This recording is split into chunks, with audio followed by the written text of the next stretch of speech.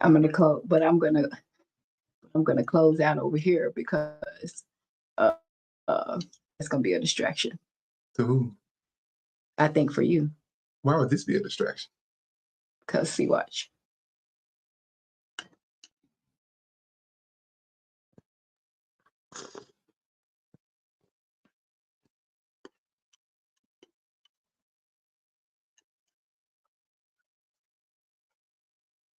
Because I'm looking over here. Yep.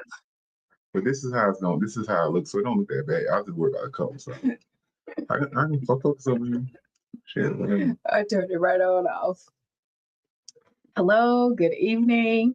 How y'all doing? I started just a couple minutes behind because Marlon was grabbing some tea. Hey, Sweatpants and Champagne. Thank you for joining. Appreciate you being here tonight. How was your day today?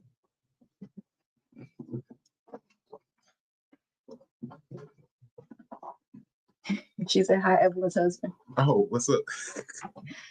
So I'll wait. I'm gonna give it like the grace period, especially since I started a few minutes late. That's on me.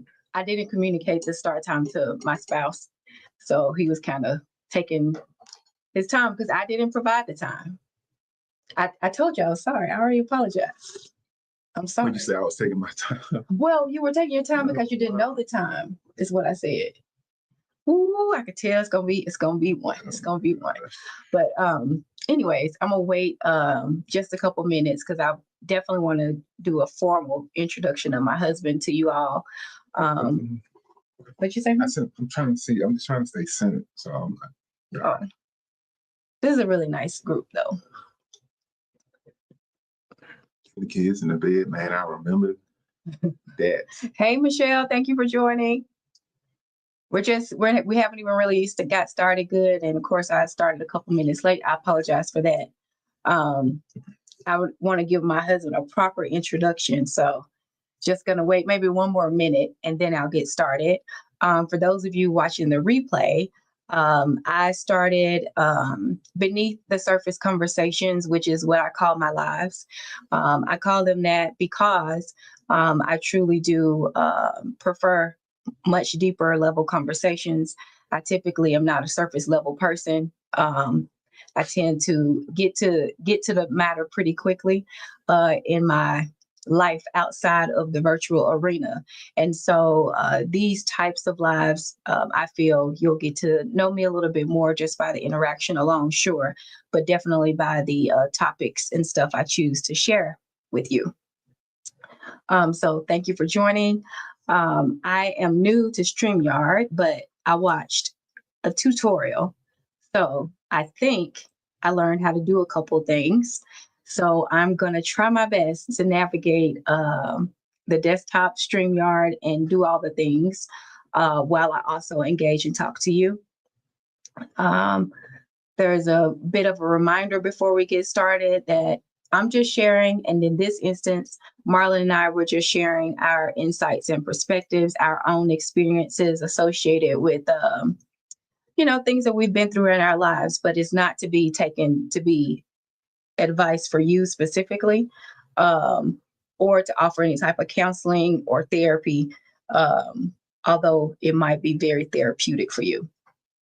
So, because you all are here, I'm going to go ahead and get started because I know there's other lives going on. I'm going to go ahead and get started. Introduce my wonderful husband of almost 30 years. It will be 30 years in February. Marlon, I met, you might recall from another live when I was 14 and he was 16. And we have been going through, I don't know, decades now together of just doing life. We have 4 kids together. Oldest is 30, second oldest 27. We have a 25-year-old and a 24-year-old, and then we have a grandson who is 8. And so our family dynamic has definitely shifted throughout the years and going through the various stages of parenting. But tonight's topic, Gray Divorce, I wanted to talk about because I saw a headline, that Candy, I didn't read it. So, because I don't really get into other people's business like that as a habit. But I saw that Candy is divorcing her husband. And I saw a couple of people, videos talking about it. Again, I didn't go into any great detail of watching these other people videos, but I will say that it did spark an idea to talk about gray divorce because it is a very, very real thing. And I don't know if y'all had a chance to see the definition of gray divorce in the description, but I definitely have on the other screen up what it is and then why some researchers say that it happens. And then Marlon and I are going to discuss both of our perspectives on if we've ever considered divorce before, why, and then why we did not, because clearly we're still together. But before I cascade and dive deep into the topic, Marlon, you got any words you want to share? No words right now. You going with the flow? I'm going with the flow. For now, I'm going with the flow. Okay, you get warmed up. It's okay. Well, this is a very nice crowd. So hi, Mia. Thank you for joining. So the weight of me is Mia. Okay. That's who just joined the chat. Weight of me. Yeah. As other people come in, it's going to be hard for me not to kind of say, this is this person, this is that person. You know what I'm saying? As a means to introduce, who they are so you can kind of recognize. But I will say, vicariously watching, I think the community is awesome. I kind of just peek over the shoulder and get to hear what Evelyn's talking about. So I don't know everybody, but just kind of hearing the names and all that and the way y'all support each other. It's impressive. Thank you. It's impressive. Y'all see that? He's so wonderful. He actually really does say that off camera, though. Mia says hello. What's up? What's up, Mia? Nice to meet the other half. Okay, so let's go ahead and get started with the conversation. So gray divorce, and I'm gonna summarize it because I put the full definition in the description. So I'm gonna summarize it. Gray divorce is when a married couple gets divorced, usually between the age after 50, or if they have been married for a long time, kind of like us, because we've almost been married 30 years now. And the other interesting fact about who divorces who after the age of 50, overwhelmingly, and especially since the 1990s, women divorce men more than men divorce women. It's not that men don't divorce, they do, but women just happen to divorce more than men over the age of 50. And I pulled up some information, and some of the reasons why women initiate gray divorce, they say, is one of the headlines says midlife clarity, hormonal shifts and life changes, like empty nesting, bring women clarity, revealing longstanding unhappiness or desire for more personal growth, reclaiming of dreams after years of prioritizing family, which a lot of women do. Women seek to fulfill personal goals, travel, career, creative pursuits, etc. Financial independence was one of them. And then societal shifts, reduce stigma associated with increased acceptance of divorce, empower women to leave unsatisfying marriages, says one article from Yahoo. Okay, before I get, Mia says, that's really cool to hear others see, support, friends, and content. For sure. Thank you, Mia. So then so they have one of these for men? What do you mean? Well, it says why women often initiate. Is there a counter to that? Just like the few men that do, why men initiate? See, this is why it's going to be a ride tonight, folks. It's going to be a ride tonight. I think it's fair that I think it's important to. It's balance, right? Yes. It's balanced commentary. Yes. Okay. Balance is very important. Let me just pull this up on a momento. Wow. And I'm curious too, though. Do men divorce after the age of 50? But Michelle said that was a great question. Thank you, Michelle. Thank you. She gonna be your friend tonight. All right. I'll read the men just to kind of break this up a little bit. Okay, yes. I told y'all it's gonna be a ride. It's gonna be a ride. Men divorce after 50, known as gray divorce, often because children leave, leading to realizing they've grown apart, coupled with a desire for personal happiness, changing values, and sometimes long-term resentment or abuse. Ooh. With factors like financial stability and second marriages also playing roles. They feel liberated by grown kids to pursue individual fulfillment, realizing the marriage lacks joy, purpose, or connection after decades of prioritizing family and work. Key triggers and factors: emptiness syndrome. That's self-explanatory in my opinion. Growing apart, marriage is built on shared goals for kids may lack a foundation when these goals end. That's desire for happiness. People prioritize, I won't even read it all, resentment and abuse. That's an interesting one, isn't it? That seemed to resonate with you because it does. Why does that resonate with you? It does. I think that women would be surprised to find that men, especially men who are trying to be patriarchs in their home and maybe try to emulate what they feel like a father figure is, there is a little this pride that comes with it, but there's also this delayed gratification of things. You know, like sometimes you get on me about, hey, babe, why don't you treat yourself, get you something nice for yourself? Mm-hmm. And most men, or at least the way I saw it, is like you put your family first. You don't go out and you get the shiny shoes and have all the nice things, and then your children and your wife looking all beat up. Right. And so you, in a sense, you kind of just put yourself off, right? And then in the end, the older you get, you start to resent that a little bit as you discover who you are. Mm-hmm. That's my opinion, and it resonates with me because I've kind of felt pieces of that, you know, as I discover going into 50. You know, women, you know, you guys mature faster or come into yourselves faster, I believe, than men do. And if a man can make it to a certain age, I think he starts to reflect a little different. But anyway, yeah, that's an interesting. You don't have to rush through it. I'm just multitasking. Yeah, that's an interesting one. That's interesting.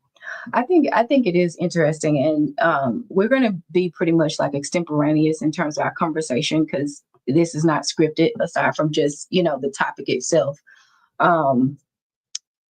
And so hold on to that thought because I don't want to leave the resentment part for men. But Mia says, I can see others may have held on to remorse or resentment for a lot of years. My parents have been together over 45 years, but they had rough times that they went through at different stages of our lives. Mm-hmm. For sure. And I mean, and also like, how can you not though kind of go through, if you've been, like in our case, for example, 14 and 16 is when we got together. How can you not go through like, you know, seasons of change and the natural evolutionary process, like of maturing and becoming, you know, a young adult, an adult, and then now midlife without having some type of conflict because of the just human nature of change itself. But getting back to the resentment part, go ahead. I was going to say it, but it didn't have this listed as a key trigger or factor for women. That's some good analytical reading. And we should have opened up another tab because I lost my tab for the women. I'm sure you'll be able to find it again. But that's a whole nother, that can open up a Pandora's box about like the, you know, women kind of being more masculine and being more feminine, and they saying men are resentful and abused, and they don't even, for women that's not even being listed. It's interesting. Yeah, but I could see why, because like, for example, and I don't think I'm going to share an example. I don't think you're going to mind me sharing this example. Marlon recently came home with, I think, how many pairs of shoes you had? 10? 8? No, it was probably about it was 7. Red tag, by the way. So I want to, before we even go into this story, it's important that I say this. I consider myself to be, you know, I like to be stylish. I want to look good, but I believe in red tag. looking good with red tag. And if anybody knows what red tag is, clearance rack. Right. The clearance area is where I like to shop, and I find it's like a healthy challenge. I like to go in the clearance racks and find things that other people thought was a piece they didn't want. That's why I was in the clearance rack. And then I pick it out and freak it with something, you know what I mean, and make it look good. And then, where you get it? Oh, you look good. Where that come from? It's clearance rack. So I wanted to clarify that. That is very important. Yeah. To put that out there. So yes, but it was about 8, 9 pair of shoes that he came in the house with. 7. Okay. 7. Whatever. He came in the house with, and I told him I was proud of him. Because like I'm not one of those type of mates who, if somebody say, so if Marlon say like, I really feel like I need some of this, and I was like, well, you need to go ahead on and go get them. That's more like me. That's just how I am. And so when he came in the house with these shoes, I was actually quite proud. And not only that, he recently ordered some hats and a whole bunch of different like socks and stuff like that.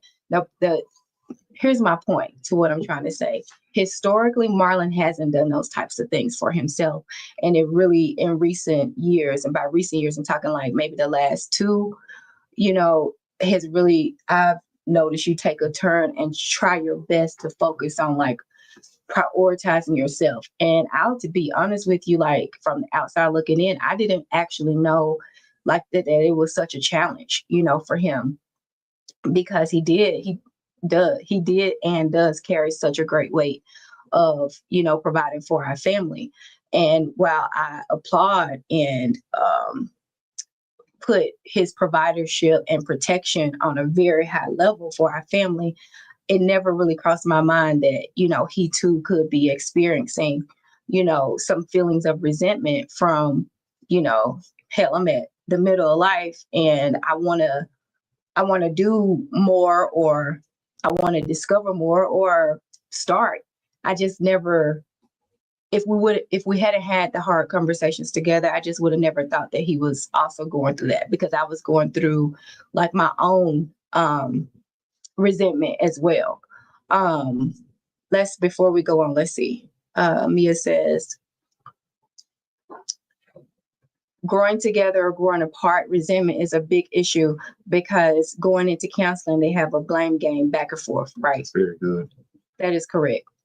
And I think that's accountability is a huge piece, but that's kind of separate and apart. Let's try to go back to that again. To this comment? Yes. Because I agree with that 100%. Growing apart. Yes. Resentment is a big issue. The blame game is the thing that jumped out to me. That's why I wanted to see it again, because I absolutely think couples get caught in the blame game. And it's so easy, right? When what they say, the grass is green on the other side. So it's so easy to count somebody else's marbles, you know what I'm saying? Or look at somebody else's grass and think that it's better. And so that plays even into it, even more so. And then you start imagining and so on and so forth. So, and then next thing you know, you're blaming the person. If it wasn't for you, or if you was a different person, or if you behave similar to someone else. It's very interesting. It is interesting. And I definitely think in our relationship, I think at times I have definitely projected things onto you, for sure. And made it, and in my own mind, made it seem like it was you that was causing all of whatever was the issue, what the issue was. And then internalizing that and not verbally, communicating. Because I haven't always been the best communicator, because I require a lot of processing time, which used to take, in our early years, for sure, used to cause a lot of problems, because I could go silent for like 2 weeks in our marriage. And that would drive Marlon crazy, because Marlon is actually a talker. He's the talker in our relationship. Is that fair assessment? I don't want you to feel like I'm missing. Yeah, that's fair. Oh, okay. I don't want to misrepresent what actually is. You're not misrepresenting. Okay.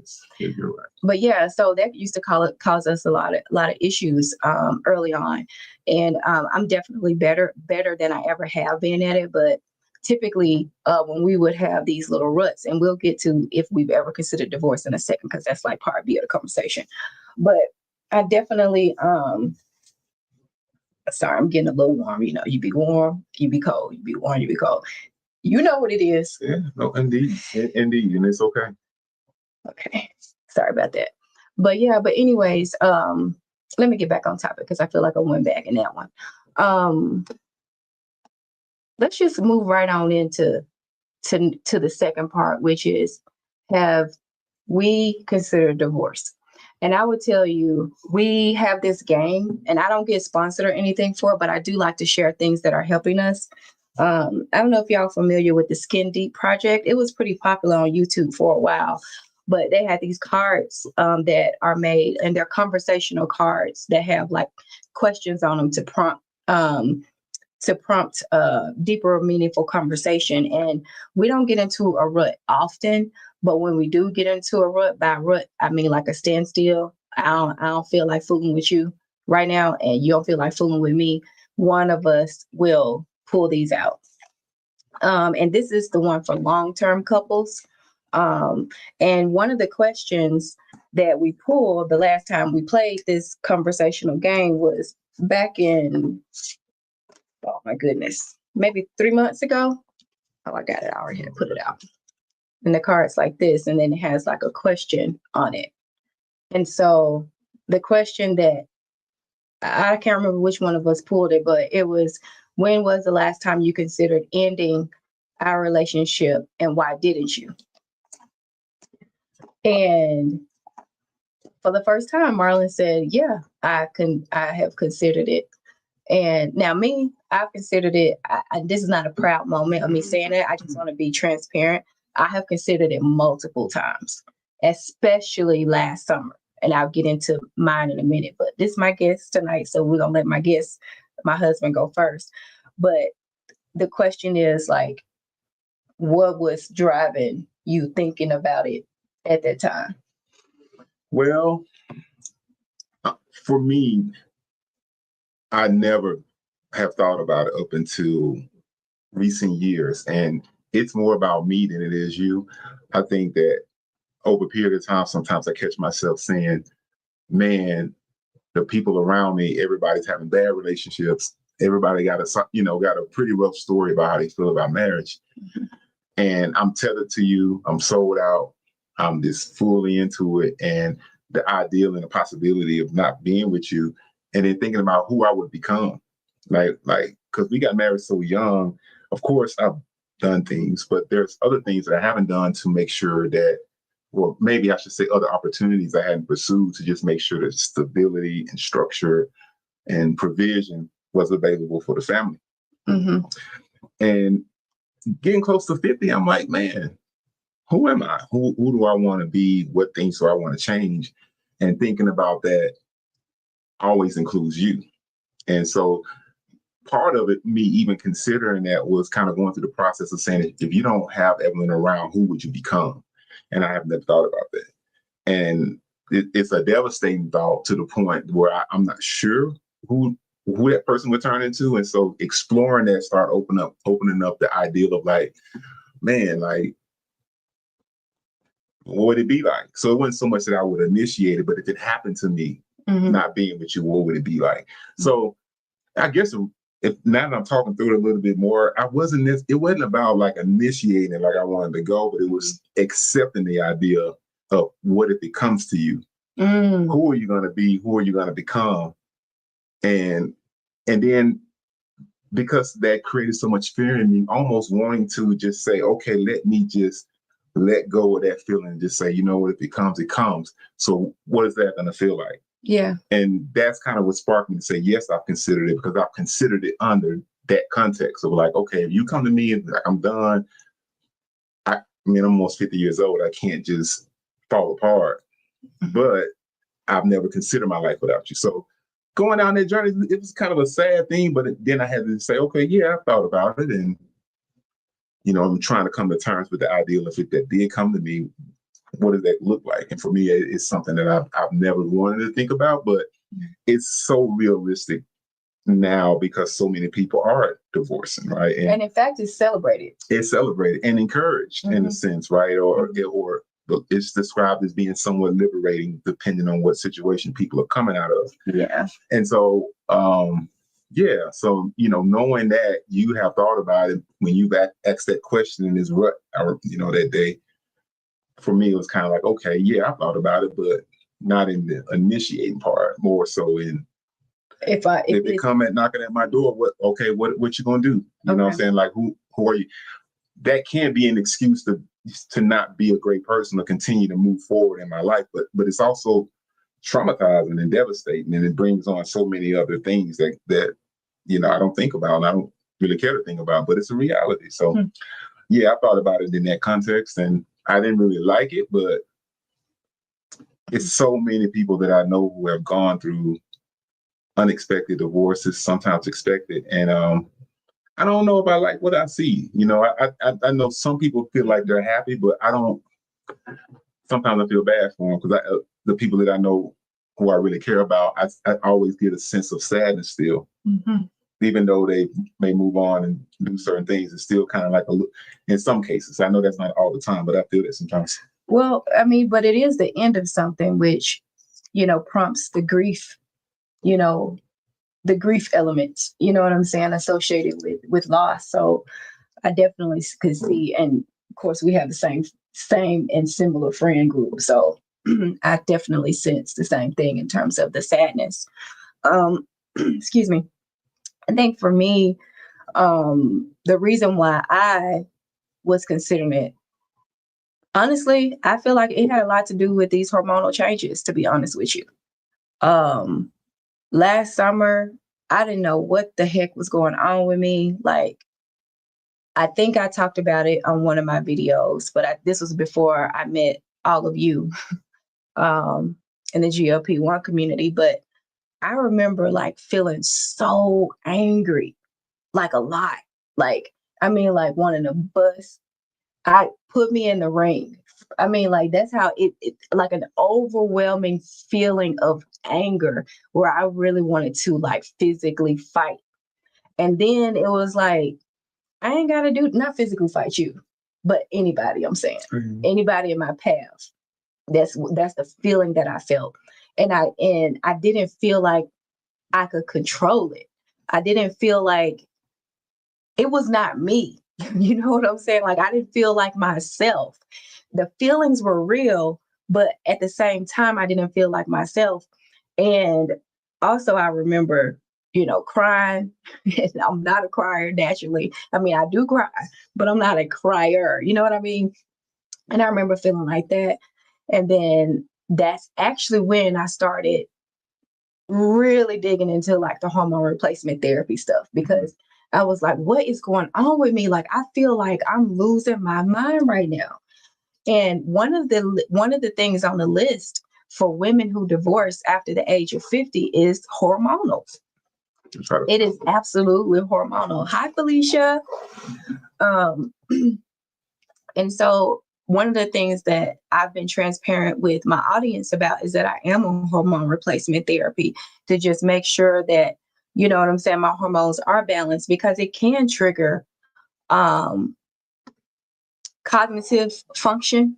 So that's not to say us ladies go crazy, but we do change when our chemical makeup change.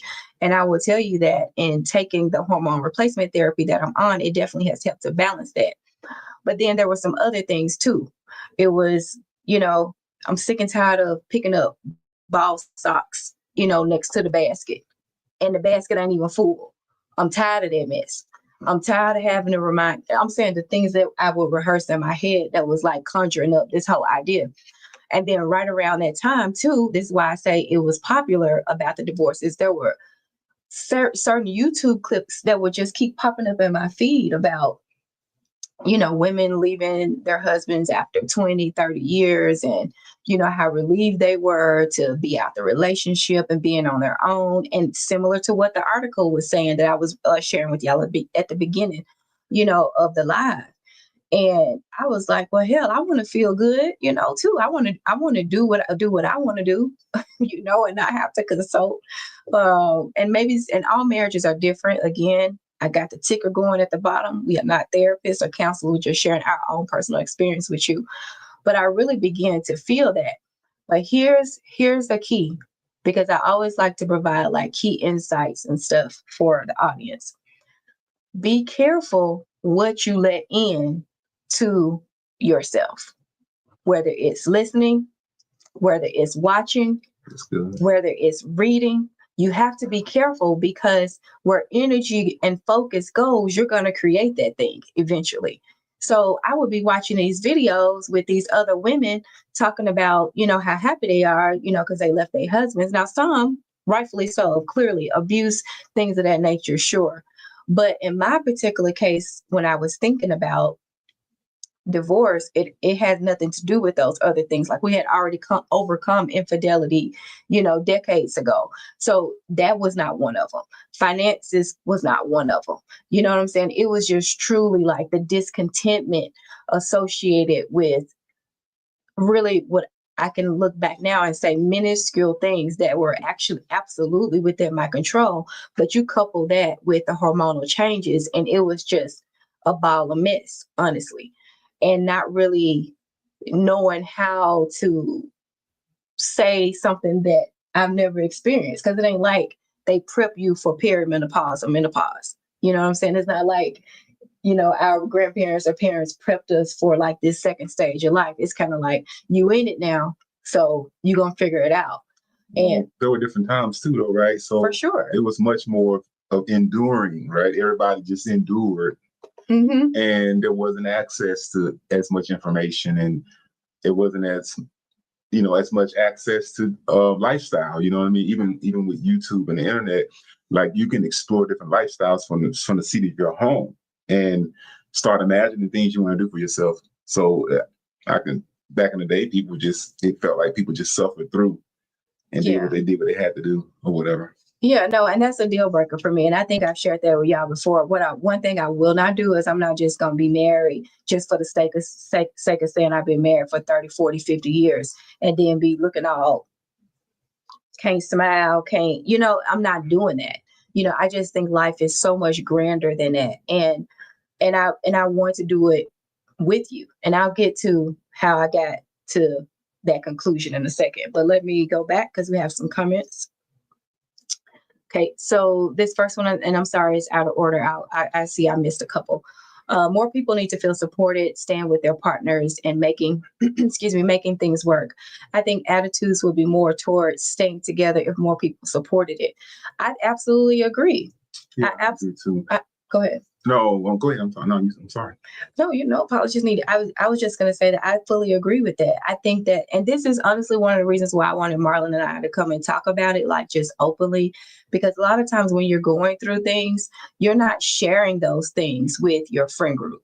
A lot of times, not when you've been married as long as we have, you're typically not sharing those ins and outs. Now, if you are, I think that that's a huge blessing and should be celebrated. But typically you don't have, to your point, Mia, the support of other couples or even singles, trying to celebrate you staying together. Usually it's the opposite. You know what I'm saying? You call a girlfriend, she gonna be on your side and she gonna say, yeah, girl, go and get rid of blah, blah, blah, and that's not the type of, because I am a believer, that's definitely not the type of atmosphere, that I want to create or support. Especially if there has not been some major boundary crossed in the relationship.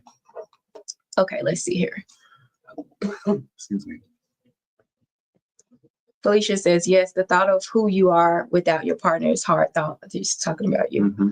But it's healthy to have these uncomfortable conversations to heal yourself. That's exactly very well said. And, as a man, I didn't have those words to describe it until recently, because there's still things that I'm healing from too, right? A lot of times the healing always focuses on women. But there's a lot of healing that men are having to go through or need to go through. And part of that is, your identity definitely starts to become a part of your marriage. And you take on the role of being whatever you need to be for the marriage, especially if you're looking for success. But you never take the time to try to dig into the things that, like we talked about infidelity, right? So digging into the things that led to all of these disruptions in our marriage, those were areas of healing that I needed to experience and go through, that you just kind of deal with it and move on, find healing in various ways and move on.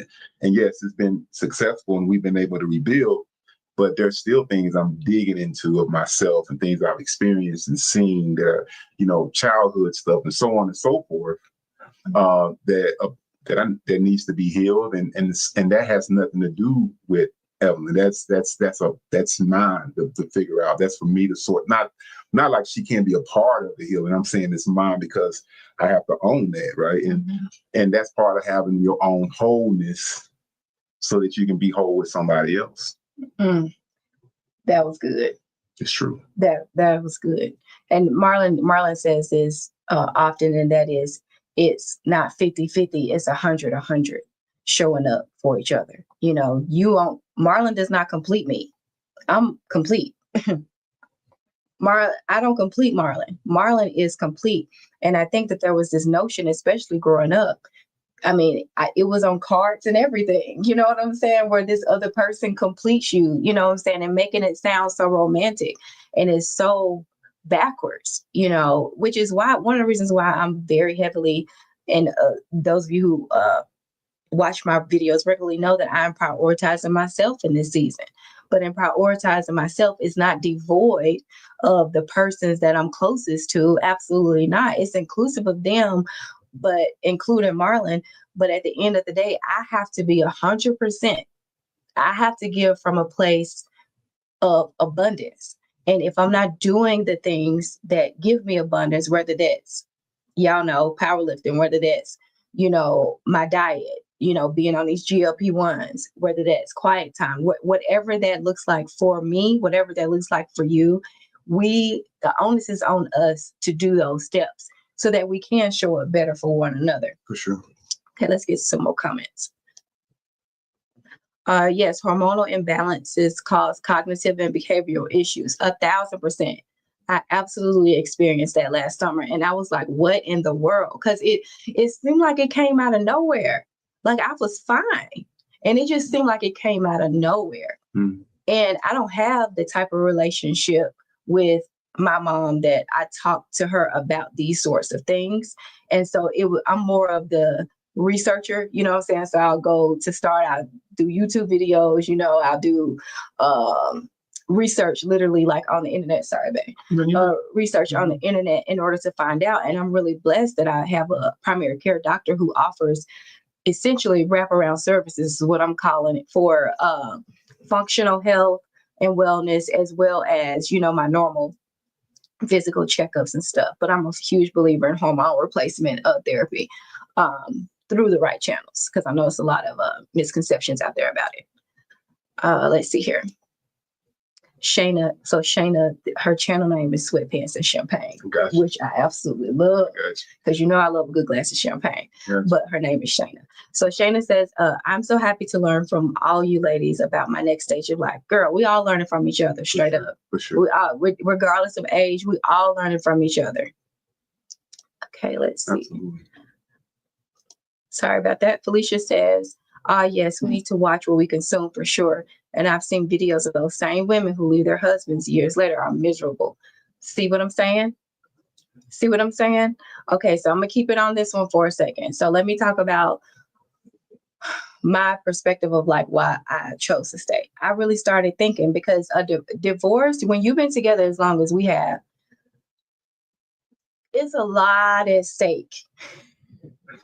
If you're doing a pros and cons list, you know what I'm saying, and there's not been any boundary that has been crossed, it is a lot to consider.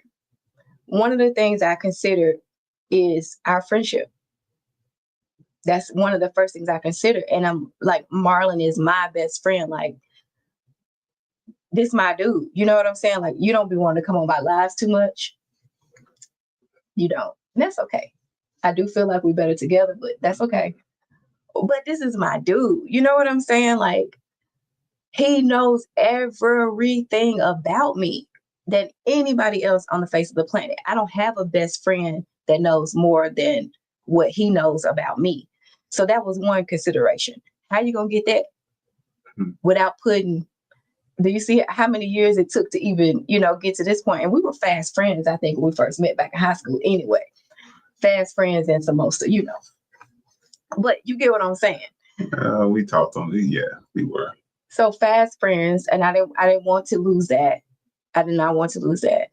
And then I got really sad. To your point, I got really sad thinking about life like without you. Like sad.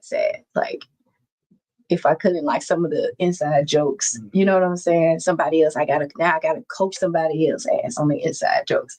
Or the friends that we have, having to think in the thought of introducing them and then they not being friends. It was just too much. It was just too much. So it was like, why focus all your energy and effort over going down this path and looking up divorce rates? This is how bad I was. And this is probably going to be news to my husband. Oh my God. It was so bad. I had looked up the hourly billable rates for attorneys to see like how much it was going to cost if I was finna go down this path, because I told y'all I'd be researching. Okay. It's part of my job that I do in real life, and it's really, truly part of me. And I was just like, you know what? I stopped watching YouTube for a little bit. I just kind of went on mute, and I started refueling myself with what I know works. Of course, my Bible, the Word of God. Of course, praise and worship. Of course, prayer. And then I started turning to more positive things to get me the outcome that I actually desire, which is, how do you have a fulfilling relationship after you've been together so long? How do you avoid divorce and separation? I started looking more and putting my energy towards that. And that really contributed a lot to, me reframing my mind. And that's why I said, be very cautious about the stuff that you intake. You know what I'm saying? Because all YouTubers are not the same, right? I think we know this. It's a wonderful land, and we are been blessed in the GLP-1 community, have so much wonderful support and trust in one another and so many new friendships. And then there's also some other things that, frankly, I think we probably should pay the least attention to, because that also is feeding to the subconscious. And then you'll be in your house one day and wonder why a thought came, but it's pulling from your subconscious mind. And so for me, I'm very sensitive, and I'm also very protective about what I allow into my space now more than ever, because it is so aggressive these days. That's good. That's good. Let's see. Let's go to some more comments. Mia says, support for married couples should be more widespread. Talking Like Freedom. I think we shared this one. Oh, no, I didn't. Talking Like Freedom is where it is at. Really why am I pretending? Why? Put them things on. Put them things on. I was really struggling. These are newer for me, so I keep forgetting that I got stuff that can help me, y'all. Lord have mercy. That was embarrassing. Jesus, help me. Okay, let me start over on this one.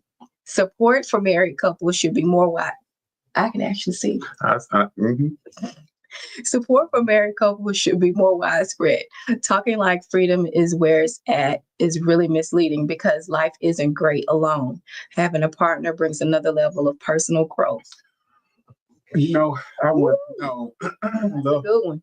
I love that, and I'm going to take it a step further, because lately when anyone that I'm around asks me about marriages and relationships, including young people, because where I work, I got the young folks be around too, and I feel like marriage is the greatest institution in the world. Like, it is the most phenomenal institution ever created, because it's the hardest. It is hard, of course, but the institution of marriage, the ability for a man and a woman to come together and build together. Obviously, there's a lot that goes into that, but if you can find a way, if there's a commonality or a like or something sacred about the relationship that you want to build together, I think that it leads to so many great things, especially in the society that we live in. It's been one of the biggest tricks against our community, that marriage is not important, that family is not important, the husband and the wife being together and building together. Like, building through traditions, through family, through finances, you know, all of those things. And I'll leave that alone for now. That's something that I really feel deeply about. And even the whole idea, right?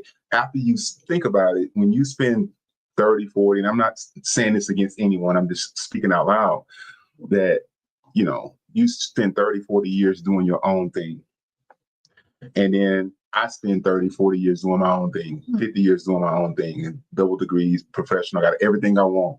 And now here we go trying to come together to build something. And now you're seeing it as a complete sacrifice to lay down your profession. He's seeing it as a sacrifice of his manhood to kind of stop what he's doing because he's going to provide and he wants a wife to do this and do that. And so there's so much. I'm not saying that's a bad thing, but it's so many things that has to be negotiated in order to make that work. And because you've seen so much and experienced so much and have so much, and you're so independent that you don't need anybody, that you're less willing to compromise to even grow to a place with somebody. I think when you're young, and I'm not talking about being forced into a marriage or anything like that. I'm talking about just genuinely meeting somebody, that young love, that high school love, whatever you want to call it. I think it's something about that. I'm not saying it works every single time or that it's an absolute thing, but I think there's something to the innocence of kind of when you haven't experienced things and then choosing to kind of build together and growing together, learning together. And, you know, it's hard to do it. That's kind of our story, but in that was a lot of pain. But I think it created a deepness in our relationship that we've been able to kind of join forces, if you will, and build a family. And I just feel really passionate about the institution of marriage. I think it's being downplayed. You know, and I'm not talking about abuse. I'm not saying just staying with somebody and letting them run you over and do whatever they want. I'm talking about two people really trying to say, hey, we want to do this together. We like each other. We care about each other. I want to see you be great. You want to see me be great. Let's be great together. I think there's something powerful about that. I totally agree with you. I can't even add nothing to it. That was good. Okay, let's see.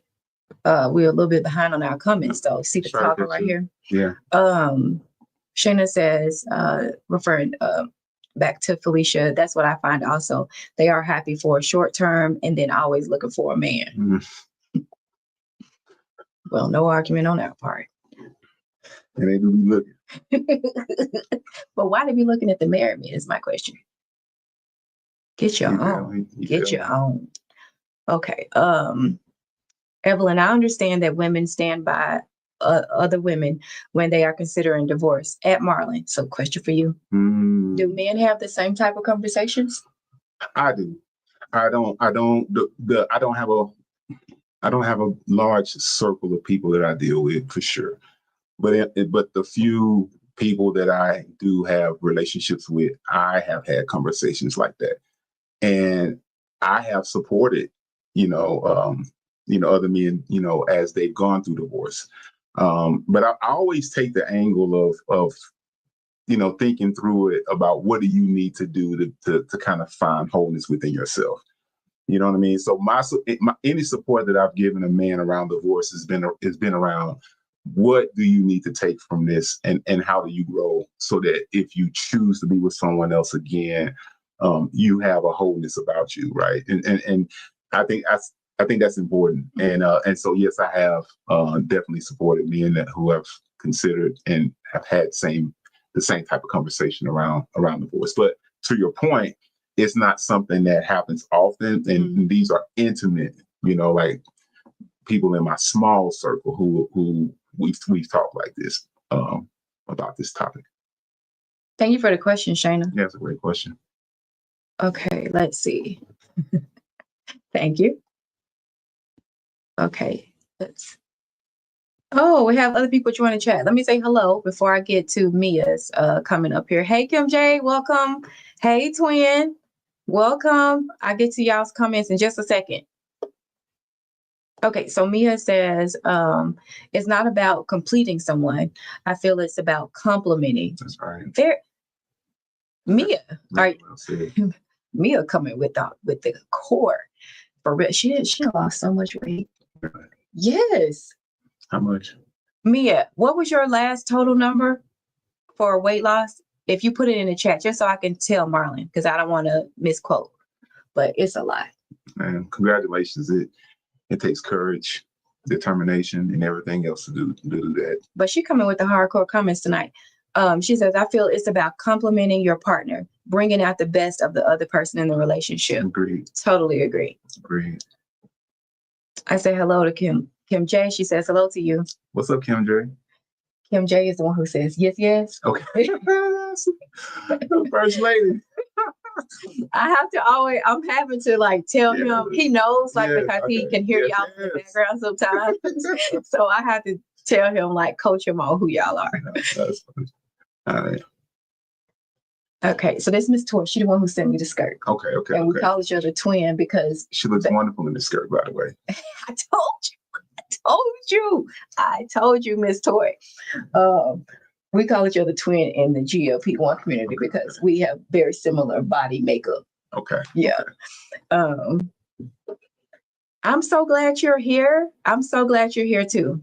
Thank you for being here. Felicia says, yes, I always say my husband was my best friend before he was my husband. Absolutely. We're the same. Yeah. We're the same. And Felicia, remind me, in one of the lives, didn't you say that your husband was a reformed thug too? Because this one, don't let this right here about me. Do not let this glasses and that silver fox, don't let that fool you. Don't let that fool you. I've always been a person that I've always chose peace first. until there wasn't peace. That's not true. That's not true. Oh wait. Okay. Felicia says, divorcing my husband would mean losing my best friend too. So I told him, yes, girl, yes. Felicia has an awesome channel. Felicia too has lost a tremendous amount of weight. You know what? I'll brief you more after this. Congratulations on your weight loss. Teddy D, what's up? How you doing? Teddy D is also in the GLP-1 community. What's up, Teddy? He is one of very few men. This is the one where, so, you know, my husband will check in on me. He'll be like, who is so-and-so? And I'm like, babe, stop. I think he is young enough to be our son. Hey. That's why I say young man. I'm very respectful. Yeah, for sure. But you know, thank you so much for being here, Teddy. You can't be sleep though. Man, you can't be sleep. Thank you, Michelle. Yes, please, if you could, I would really appreciate it if you would consider subscribing if you're watching from behind the scenes or on the replay, and liking this video. It really does help me, and I'm actually really, truly trying to grow my channel. So thank you in advance for that. Thanks, Michelle. Okay, just saying hello there. Hello, hello. Okay, hello. Okay. Mia says, Felicia, having him be is the best thing for you because you respect a friend. Friendship is a needed base to make things work. I absolutely agree. Mm-hmm. I don't think that our relationship would work absent of the friendship.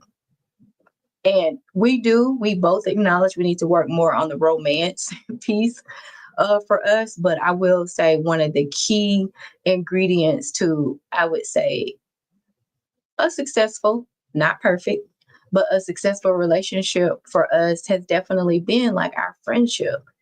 Like, do you answer honestly? Do you feel like you can tell me anything? Yes, I know that. There was hesitation. There was hesitation because, you know, I also know you well enough to know your answers on stuff. Okay. And sometimes I just don't, you don't want to hear the truth, right? So that's why I hesitated. Okay, that's fair. That's fair. But yeah. Why you calling me out though? Girl, yes. Something happened. The closer I get to 48 is happening next month. The closer I get to 48, I had heard stories about it changing. I had heard stories. I didn't believe the stories. I'm just going to be honest with y'all. I'm like, can't nothing just on set automatically like that. Shoot. Child, these glasses over here changing my life. They changing my life. Okay, let's see what else we got here. My glasses are new too, so I feel yes. That partnership is phenomenal. Building together, wise words. Thank you, Mia. Yeah, absolutely. I like what you said. Who is that? What you said? She said, "I'll lay down my profession. I'm tired of working." But on a serious note, great conversation. I feel you on this. But I know you're talking real at the same time. While you joking, I know all of it is 1,000% true. Okay, so Twin is the one that said she wanted an older man. Remember when I was telling you and I was talking about a couple of people that Sure. Yeah. That's who Yeah, this one is. I got you. Yeah. I got you. See, y'all, I'll be talking about y'all to Marlon. Okay. Let's see. Kim J. True. Okay, let's see. Don't get me started on how, what did she say? Think she's how gross shopping for married men is. Listen. Now this, let me just say this. Oh, wow. I didn't expect that. Well, because it's in response, because I made that comment about other, you know, and why is you looking for other people? I don't understand that. Let me say, as I try to be my best professional, sometimes dignified, sometimes diplomatic, a lot of times diplomatic, in fact. So, but let me tell you this, she has it in her to lay hands. I have it in me. You talking about reform? I have it in me. All of us have something. I'm just letting the beautiful people know out here that I too have it in me. I believe in the laying on of hands, and I must stop there because this is alive. Okay, so this is her weight. She's 100. Dang. She's working to get to 261. That's awesome. Lost. 0.6. Yeah. Get that 0.6 pounds lost. That's so awesome. Isn't that amazing? Yes. Wonderful. Great job. When I tell you the people, I've never in my real life been a part of a community that goes so hard for each other. No, for sure, man. That's awesome. And doing big things. And she's one of many. That's great work. Congratulations, Mia. Yes, again. Great job. It's phenomenal. You know, let's times out since we got Teddy, perhaps still on the live. And let's pivot just a slight. I'm going to get back to the comments, I promise. But let's pivot just ever so slightly. And let's talk about health. And I want to shout out my husband because he had a great, what we call in our community, non-scale victory. So it's something associated with your health and well-being, but it's not due to weight loss or anything like that. Yeah. He had an amazing non-scale victory in that you share. Well, I mean, it was just my blood pressure. That's all. Why are you saying it's just? Because you know how I don't know. Don't be shy. I'm not being shy. You did such a great job. All right, thanks. Well, basically, they was telling me I was, you know how they say they said pre-hypertension or whatever. And so basically my doctor was like, you pre, and I made a couple of changes that prescribed. I don't remember what it's called. Losartan, I think is what it's called. And, blood pressure's in great order and we're feeling good. And what was the other thing that you stopped, though, that you feel like was I cut back on that tequila. I cut back on the tequila. If y'all want to know the truth. So, yes, we tell the truth. Yeah, we tell the truth. Since you asked. Yes. I cut back on the tequila. I'm super proud of you. And it's been great, by the way, and my, my family and generally, there's a little history of some drinking and stuff like that, and I who don't enjoy a nice drink here and there, but I think, and I'm going to talk about this a little bit because I think, when you're seasoned, when you're a seasoned drinker or whatever it is your vice is, y'all want me to tell you? Okay. Yeah. I'm saying you're talking. When you're a seasoned drinker, right? It's normalized, and so before you know it, you go from drinking socially to drinking like J.R. Ewing, like you unwinding. You know what I'm saying? Yeah, like how you're at J.R. It's like 1 in the afternoon. He finished a business meeting. And he reaching for the scotch. It's just a little shot, right? But the point is, over time, you normalize it and it becomes, you go from social to like finding yourself trying to unwind. Next thing you know, you're drinking 2 and 3 drinks a night and you're not drunk, but you're having, you know what I mean? But that's a lot, but you work yourself up to a point where it don't even feel like a lot because you're not out in the streets, you're not stumbling, you're just unwinding for the evening, you're getting up early in the morning, you're doing your workouts, you're carrying on with everything. But when you take a step back, that's a lot of drinking, especially if you're doing that over a long period of time, day in and day out. And so, just especially with Black men approaching 50 and things of that nature, just being mindful. My doctor was telling me that, blood pressure is like one of his leading indicators, you know what I mean? So it's like the first thing he does with any patient is he want to attack the blood pressure because, it leads to so many other things if it's high. And for Black men, it's all strokes and heart attacks and, blood not circulating, all kind of stuff that can affect you if you have high blood pressure. So, the drinking one is one that I feel like it's just time for me to just really, and I can't hardly keep up like I used to anyway. But the point is, it's poison. I'm not trying to preach about alcohol, but it's turning into that. But any research that you go and find about it, they'll tell you it's 100% poison. Period. Right. So it's like, and that's why your liver works so hard to get rid of it when you drink. And so doing that over a sustained period of time, over and over and over and over again, it's not good for longevity. And I plan on being here and enjoying life and not being immobile and not being old. And I've seen some 80-plus-year-old men, Black men at that are walking around here looking like they 60 years old and they running circles around some of these young men. And that's who I plan to be. I love it. I'm proud of you. Thank you. I really am. Okay, so Felicia is saying yes. Her husband was absolutely overwhelmed. Shout out to your husband. Hey, Vanessa, no worries at all. You're never late here. I just have to do things when I have to do things because I know it's like so many lives and, we have a lot of teachers because Teddy is a teacher.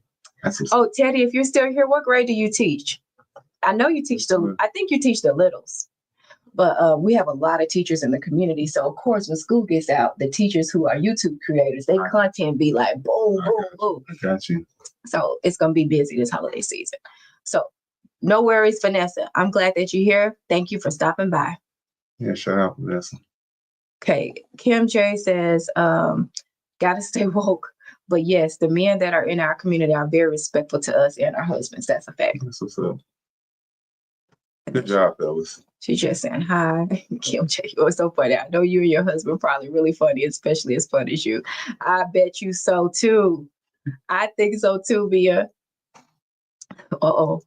Shayna putting us on game. Single women love the married men. That's a true statement. It is a true statement. I don't understand that it's though. It's a true statement. I agree with that. You seem like you. No, like ain't nothing happened. No, nothing. I don't have a story, nothing. But that's true. Okay. Everybody always wants something that's not there. You know what I'm saying? It's just, man, I don't know what it is about human nature. Folks, you always want something that ain't yours. Lord, that's a mess. Listen, Felicia says, I will lay hands, feet, elbows for my man. Believe it. Believe it. Oh, God. Don't get quiet now. Let the church say amen. Mm-hmm. Okay, let's see. Mia says, I watch you lift, Evelyn. I just am amazed at the determination. Oh, thank you. Thanks. Thank you so much. I'm the one lifting. Oh, She's talking about me lifting. Well, I thought she was talking about me lifting you up or something. I'm sorry. No, not that kind of lift. She's talking about me weightlifting. Okay. Yeah. He tried to get my compliment. My bad. You are bouncing the weight around. Thank you, honey. Okay. Felicia says, woohoo, congratulations, Marlon. Hey, thank you. Appreciate that. Told you, yeah. They be celebrating. See? They said, that's a great NSB, Twin says. Twin, I know our birthday's coming up next month, right? Aren't you January 2? Are you a fellow Aquarian? Or are you a Capricorn? I got to make my way to see some of y'all next year. So quick sidebar, since Mia put the powerlifting thing on there. So I did choose a new federation to become a member of, because previously I had joined USA Powerlifting, but remember I had, is that the live that I privatized? Anyway, to catch you up, I had joined a federation that I had violated the doping policy because I'm taking testosterone as hormone replacement therapy, and there were no exemptions for testosterone, even for the hormone replacement therapy that I'm taking. So I found another federation. I'm now a member of USPA. And so with USPA, now it's just a matter of finding a meet. I didn't see one here in Colorado, so I had to find one out of state. So I'm hoping to come see some of y'all, because I think I know where everybody about lives in the state anyways. So I'll let you know when I find my meet. Okay, let's see here. Michelle says, what an amazing NSV. You did that. Non-scale victory. Oh, thank you. I was about to NSV. Kim J says, great NSV. Non-scale victory. Yes. Like that. And Mia says, thank you guys very much. I seriously learned from all you guys. I really could not do this alone.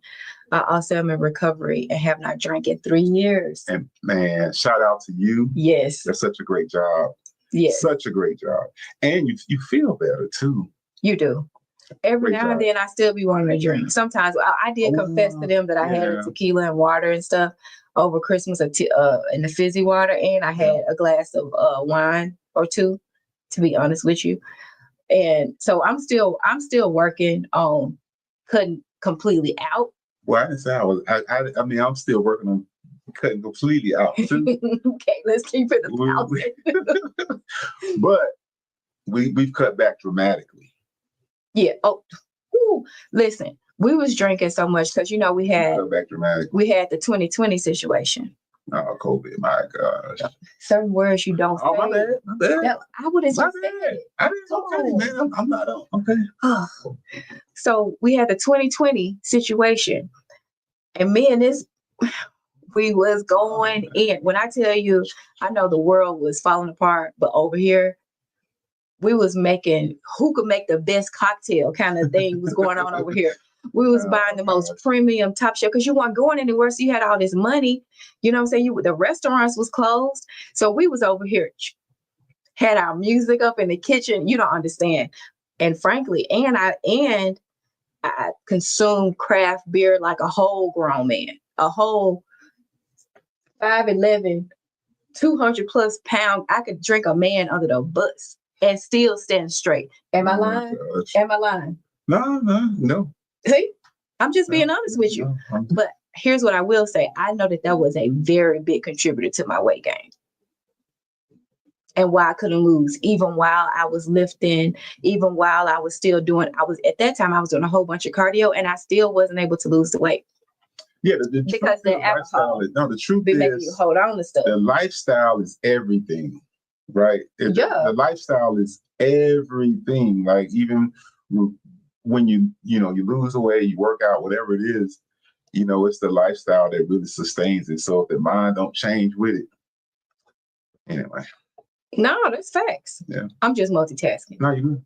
Is that the one you offer your thought when you see me going and clicking stuff? No, okay. No. I'm having to learn how to do this thing. No, you good. Okay, let's see here. Oh, Michelle says her grandfather, where was the comment? There it is. Her great-grandfather is 90 and he looks 65 and acts like it, driving his Mustang. See, that's what I'm. You speaking it? Yeah, I'm. Yes, speaking it. I love that. You shout out to your great grandfather. That's awesome. I didn't know Teddy is a teacher. I learned something. Yeah, if he's still in here, I'm pretty sure. Hey, can anybody else? Is Teddy a teacher, right? I could have swore he was. If I'm wrong, twin, I'm wrong. But I'm pretty sure Teddy is a teacher too. Oh, thanks, Kim J. She says this live is all the way live and true. 100. Thank you. Okay, we got you, Michelle. It was your grandfather. I love grandfather, great grandfather. I love it. Okay. Love it. Vanessa says, wow, your husband's words were so profound about drinking and going through a battlefield now with my son. And it's no joke. You know what, though? That's man, I resonate with what you're saying. Very much so. Very much so.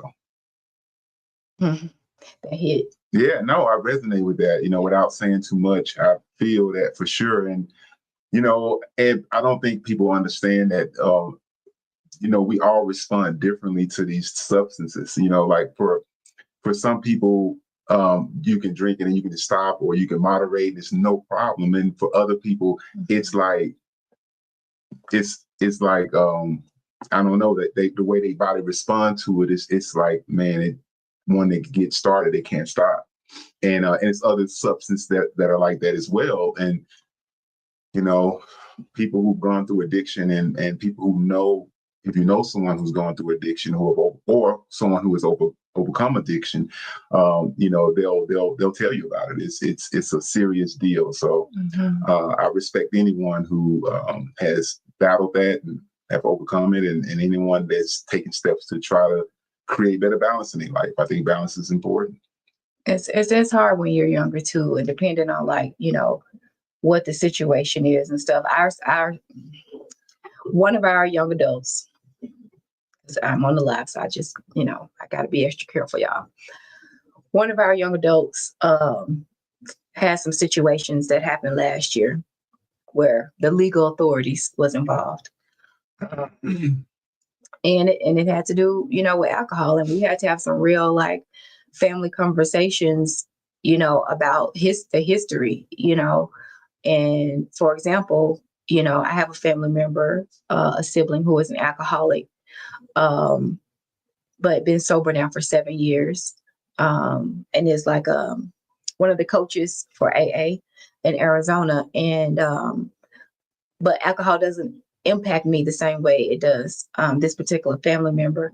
But regardless of how it impacts you or not, I think Marlon's point stands true, and that is too much of the wrong thing can be devastating, and it could have some consequences that are very hard to recover from. But I always have to lead with hope too. And I know that many of us are believers on this call tonight.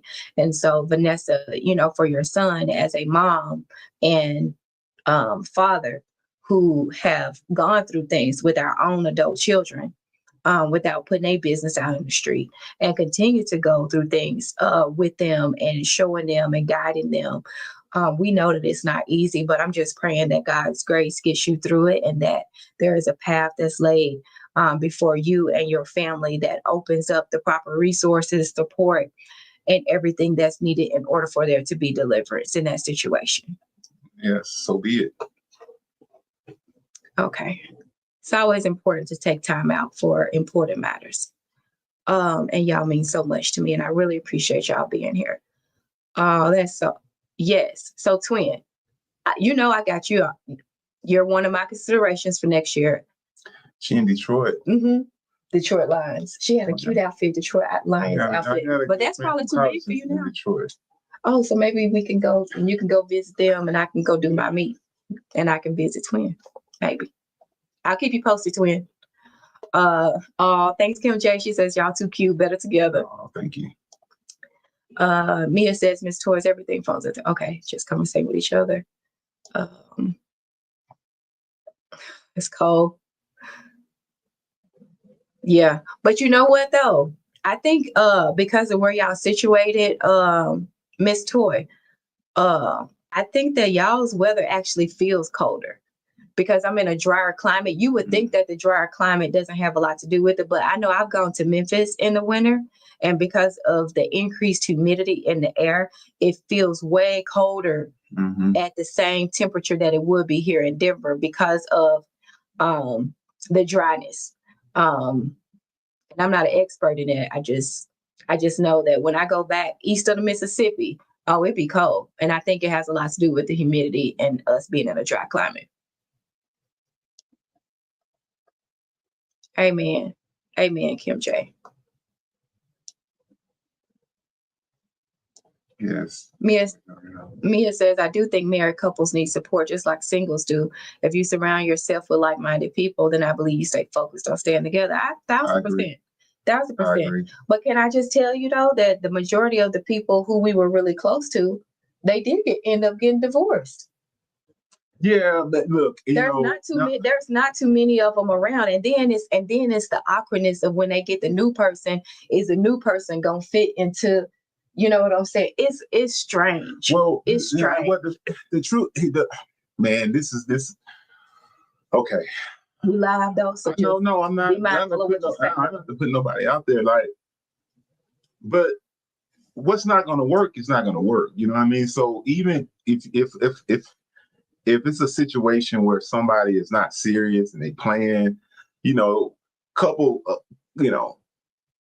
and I've seen this, you know what I mean, where couples come around and they want one person out of the relationship really wants it.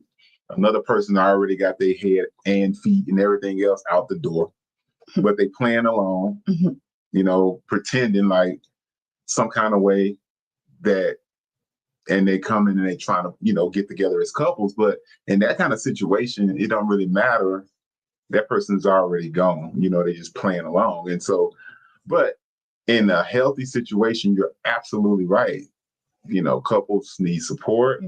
They need to know that they can be around other couples and be respectful and get advice and all those fun things. But there has to be mutual respect and everything else with that stuff, and so if someone is playing games, that situation don't even work. So even when we deal with couples, as long as we've been married, you would think that we would have a lot of couples and stuff that we partner with and support or whatever, but that's not true. And ironically, a lot of times it's because of what I'm saying. When one person's gone, you really don't have a marriage at that point. It's just one person being abused. And that's not me trying to be funny. That's just kind of how I feel about it. Like and I always call marriage the ultimate, it's the ultimate give and take, because you can give everything. I could give everything to the marriage, and Evelyn can wake up tomorrow and say, I don't want it no more. And no matter what my heart intentions are, it's still not going to work if she is saying she don't want it anymore and she takes action on that. And so for those of you who have gone through divorce, I got a lot of friends and family members who have gone through divorce. Just because we've been married a long time, I don't feel no kind of way about that from the standpoint of I respect, how it goes sometimes. You can be in a relationship and do everything the way you're supposed to do it. Yep. And someone else decides they don't want to do it with you. And you know what? It happens. It happens that way, you know what I mean? And no one looks down or see the people that I'm around, the people that I know, I don't see them any different. I don't treat them any different. That it's just the power of what marriage can be. And it takes two to tango for sure. It does. And to add just a piece to that, it's one of the reasons why I wanted Marlon to come on with me tonight. And I actually told him this before we came on for y'all to see us. But it's important. I said, we're not a perfect couple by no stretch of the imagination. But it's that thing of when you get to a certain place and you have been blessed, which I feel like we have been greatly blessed to still be in love with one another and desire to do life with one another, then I do think at a certain place, at a certain point, you need to give back to others so that people can see that there is hope, Sure. And it may not come in the form of in person, in the same city, state, whatever. But thanks to technology like this, we can come and share our story and share some insights and perspectives that can potentially help somebody and say that, oh, you are not alone. You're not the only one, going through these things, that every marriage goes through its seasons, and this is how we overcame. And to me, I get the most rewarding satisfaction from providing, right? This is being a giver, essentially. Okay, let's see. Michelle says GLP-1 research is helping with addiction. I've heard that. There's a study about it as well. I've heard that. Yes. And I believe that too. Me too. Amen, Michelle. God will keep him covered. Vanessa. So be it. Felicia says, yes, Vanessa, definitely keep you and your family in our prayers. Agreement by Kim J on the same. Yes. Felicia says, East Coast winter is no joke. I'm so sorry for you all over there. You ain't lying. Honestly, I do prefer Denver snow over East Coast snow any day. Any day. Mia says, I have addiction issues.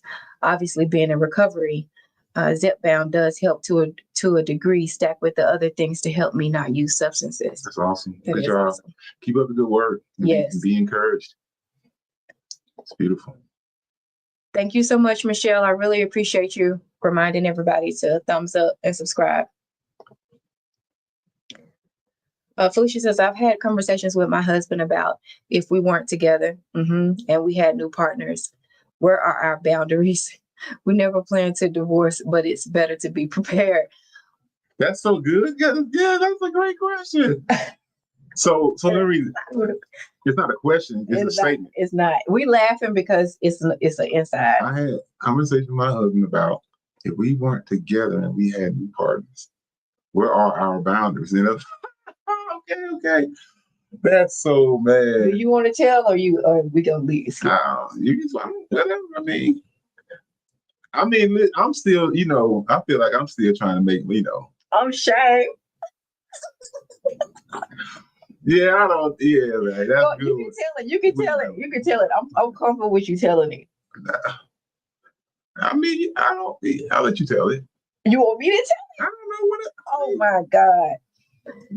So here's the reason why I'm over here acting like this. Okay, Felicia, just insight. Okay, let me frame this. The reason why I'm struggling right now. This is a sign of distress. For those of you who do any type of investigative work, when a person does this around their neck, this is a sign of distress because I'm trying to get myself together. Anyways, let me. So what, I'm about to say it. I'm trying to work. No, I know. I'm saying the reason I'm gonna give you a chance to brace yourself. The reason I did that way because I read it differently. Oh, I read it that if we weren't together and we had new partners, my mind went to like, is this a question about how I would deal with someone else? You know what I'm saying? That's why I said. But now you know why I'm doing what I'm doing. But now I understand like where it's going. So that's okay. Okay, so let me just tell myself. So Marlon and I have had a similar conversation. Okay. Like I told you, we friends. So we talk about all sorts of things This is one of those topics. And we said, hypothetically, if something were to happen, do you still feel like you would, like, if you needed some, you know what I mean by some? If you needed some, would you like hit me up? And both of us was like, of course. Forgive me, Lord. Forgive me, Lord. Both of us. Listen, I've been with the same person since I was 14. I'm not going to be out here spreading wide and low and with. Come on, of course. If the call came in the middle of the night at the right time, come on up.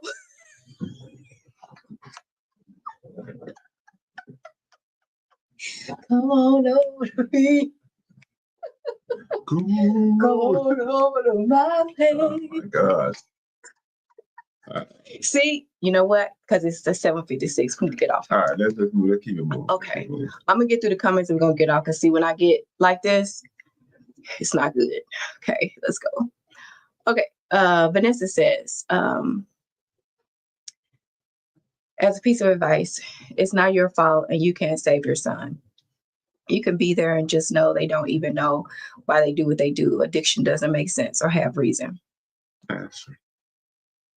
Oh, sorry, that's Mia said that. Okay. Thank you for that, Mia. And Vanessa is just saying thank you. She's like, y'all know I'm praying. Absolutely. Kim J says, oh yes, Vanessa, we know. We're praying with you now. We're 2 or 3. Amen, amen. Mia says, I personally have put my parents through some stuff. I wish someone would have said that to my parents. That's good. Felicia says, yes.